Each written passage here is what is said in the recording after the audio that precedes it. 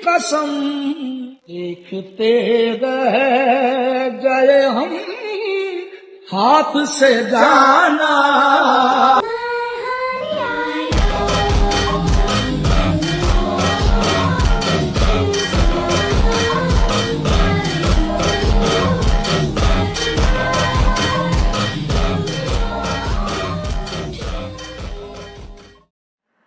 साला इस लड़की को तो मैं चख के रहूंगा।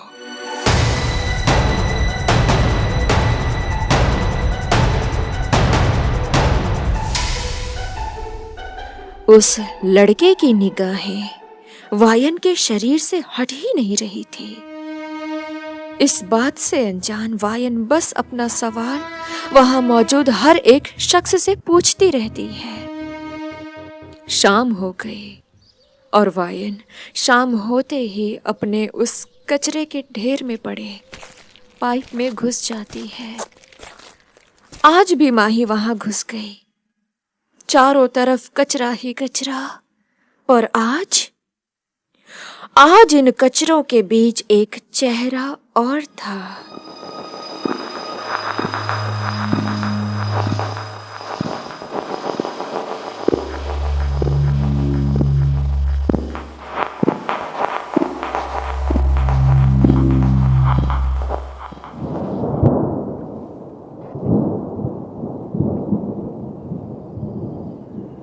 ये हैवान सुबह से लेकर शाम तक वायन का पीछा करता रहा और वायन जहां ठहरती है वहां आ पहुंचा।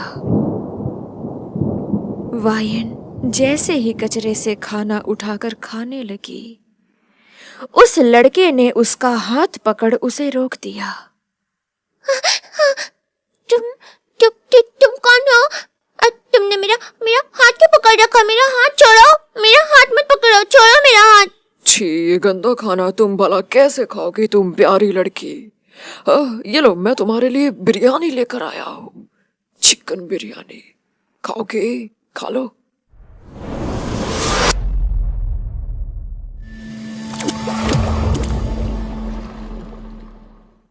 दादी माँ ने बोला था कि अनजान लोगों से खाना लेके नहीं खाते, पर भूख तो लगती है और ये कचरा वाला खाना मुझको अच्छा नहीं लगता। अरे प्यारी लड़की, क्या सोच रही हो? तुम्हारे लिए ही लेकर आया हूँ, खा लो। अच्छा, तो तुम मेरे लिए खाना लाए हो? ओ ठीक है, वैसे मैं लेती नहीं हूँ, पर कोई बात नहीं, ला दो, मैं खा लूंगी।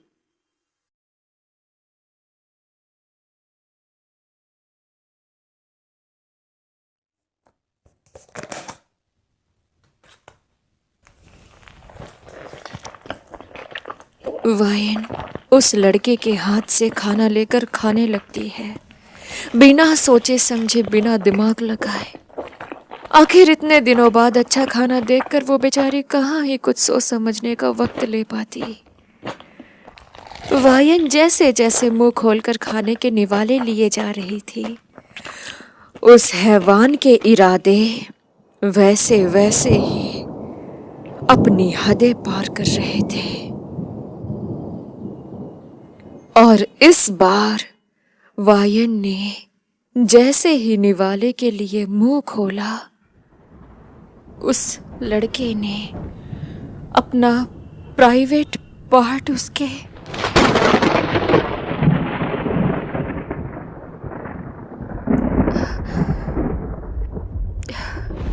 वायन को उल्टी हो गई और वो चीखने लगी। उस लड़के ने बेरहमी से वायन के बाल पकड़ जबरदस्ती वायन के मुंह में वो गंदी चीज दी। वो इतनी हैवानियत से वायन के एकदम भीतर तक, गर्दन तक वो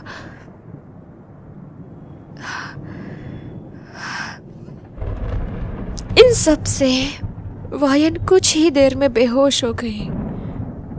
और वायन के बेहोश होने के बाद भी वो हैवान नहीं रुका और अपनी हैवानियत दिखाता रहा। इतनी हैवानियत दिखाने के बाद उसने वायन के साथ वो हर हद पार करती, हर हद पार करती। तेरे जान तो मैं बाद एक दिन सोई ना, पूरा शहर बेगाना इत्थे मेरा कोई ना, फिर प्रीत किसे दे नाल कदे होई ना, ज़माना ज़ालिम तां वी रोई ना, सारे रंग वेख ले हुण कोई डर नहीं, जांदी रहू आशिकी है कदे ना मरनी, चाहे तुरदी रवां मिलना वे घर नहीं, कोई ना इत्थे जल्दी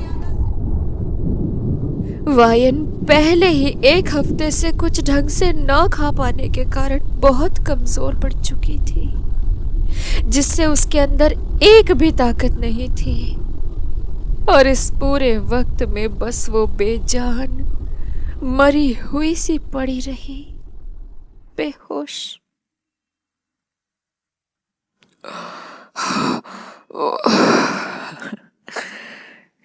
क्या माल है बे, ये सही था, आवाज तक नहीं की। ए लड़की, ए उठ जा, ओए उठना। अब हो गया यार, अब परेशान नहीं करूंगा, अब नहीं परेशान करूंगा बेबी को। ए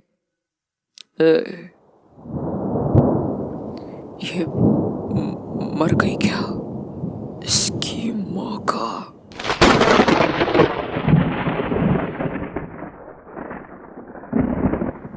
वायन के बेजान शरीर और बंद आंखें देख वो डर जाता है कि वायन कहीं मर तो नहीं गई, और वो वायन की सांसें देखता है तो चल रही थी,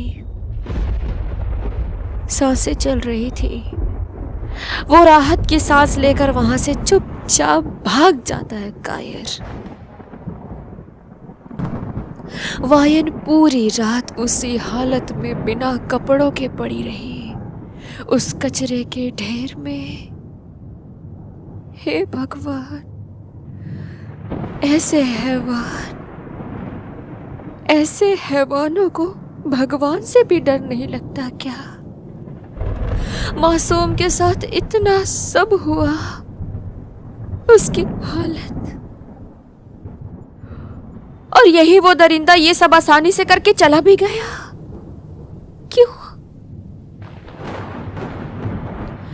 क्यों इतना आसान है किसी को नोच डालना? क्यों?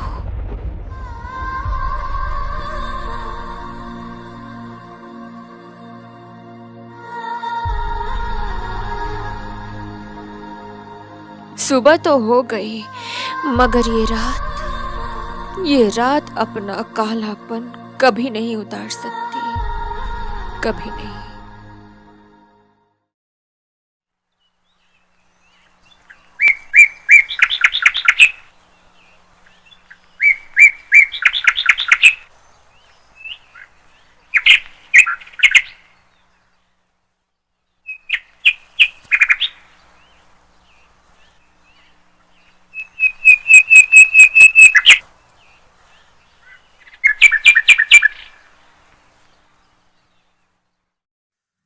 वायन की आंख जब खुलती है तो वो कुछ बोल तक नहीं पाती।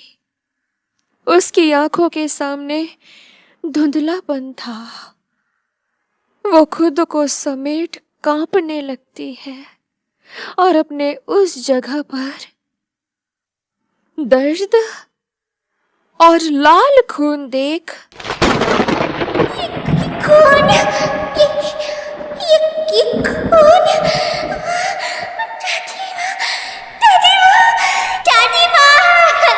दादी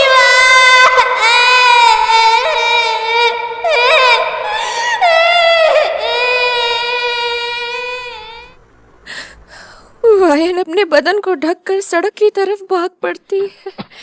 रोती बिलखती वो नंगे पैर कपड़ों के बिना बस उसे लपेटे हुए सड़क पर भाग रही है।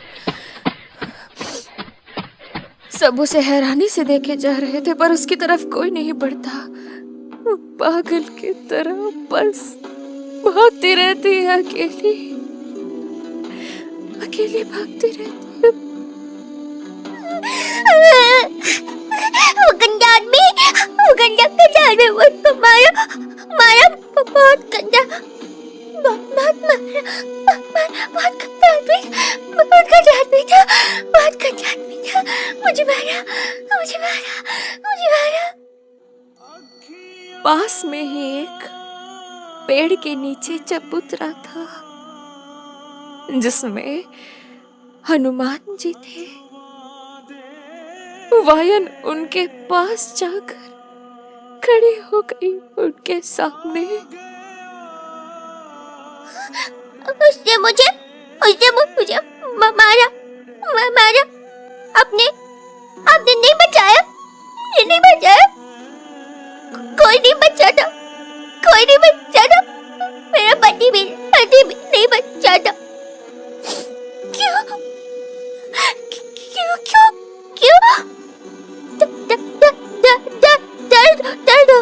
दर्द हो रहा है यहाँ पे दर्द हो रहा है, मेरे खून निकल रहा है यहाँ पे, दर्द ये लड़की ये बजरंग बली है रे, दूर खड़ी हो इनसे। ये लड़कियों को पास नहीं आने देते और क्या गंदे गंदे इशारे कर रही है। ढंग से कपड़े पहन के तो आ जाती। कैसे छी यार, आजकल की लड़कियां भी ना पागल। मुझको पास क्यों नहीं आने देंगे? भगवान तो है ना, इनके पास नहीं जाऊंगी तो किसके पास जाऊंगी? मुझको उसने बहुत मारा और इन्होंने कुछ नहीं किया। मेरा खून निकल रहा है यहाँ से, मैं क्या करूं? इनको कुछ समझ नहीं आता।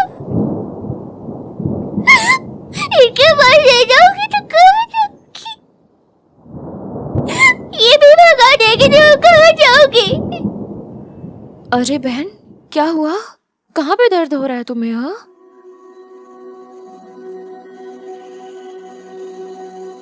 दीदी, उसने मुझे बहुत मारा। मेरा खून निकल रहा है यहाँ से। दर्द है मेरे यहाँ पे।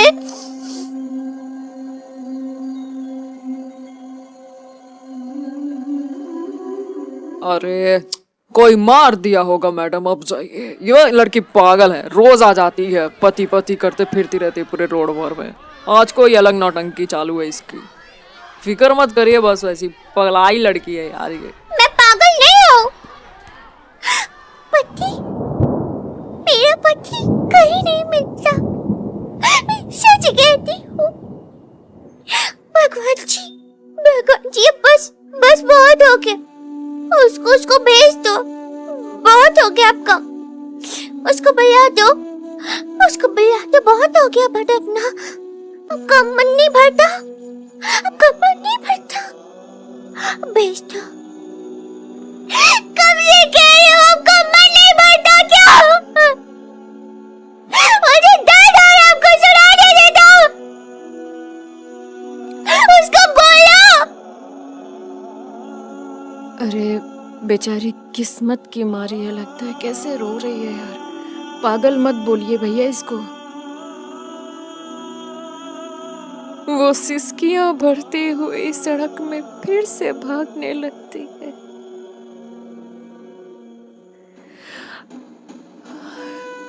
जैसे आंखें किसी को ढूंढ रही है कि कोई आए और उसे लेकर चला जाए, पर वो क्यों नहीं आता उसे लेने? क्यों उसे उसकी चीख सुनाई नहीं देती? चाहे वो जितनी शिकायतें कर ले, सब कम है, सब कम।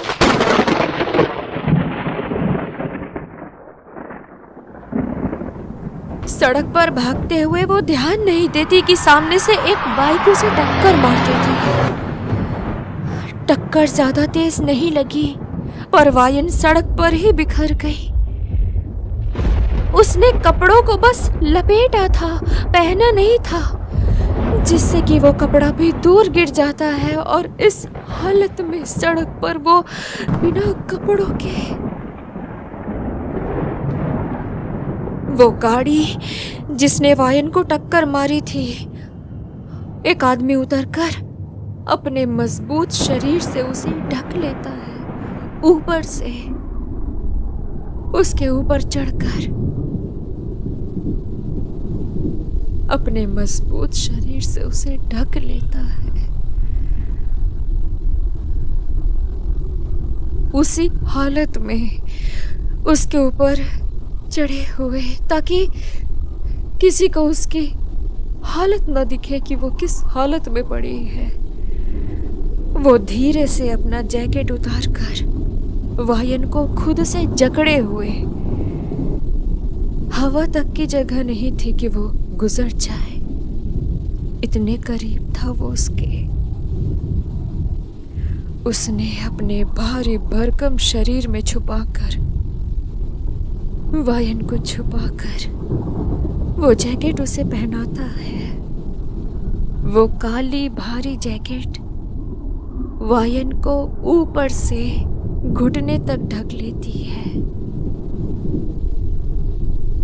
वायन जोर जोर से रो रही थी और रोती हुई वो जमीन से नजरें उठाकर जैसे ही उस आदमी की तरफ देखती है,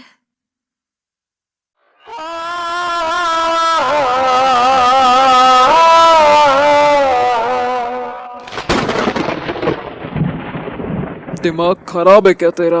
अभी पीछे से जाती साली, चटनी बन जाती तेरी यहीं पे। वो तो मैं भला आदमी हूँ कि तेरे को बचा लिया, नहीं तो कोई ऐसा पिच मारेगा ना कि समझ में नहीं आएगा कि कोई ऐसा पिच मारेगा ना कि समझ में नहीं आएगा, कोई ऐसा पिच मारेगा ना कि समझ में नहीं आएगा, कोई ऐसा पिच मारेगा ना कि समझ में नहीं आएगा, ऐसा पिच मारेगा ना कि समझ में नहीं आएगा, कोई ऐसा पिच मारेगा ना कि समझ में नहीं आएगा कि तू है कि चटनी, ऐसा पिच मारेगा ना कि कोई ऐसा पिच मारेगा ना कि समझ में नहीं आएगा।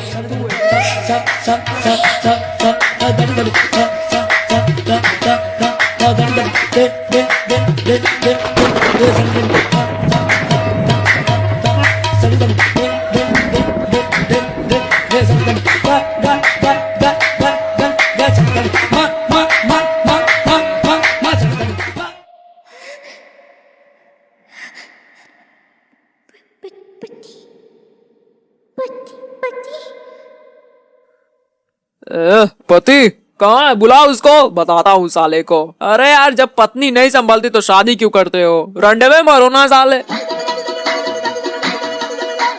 Come on, come on,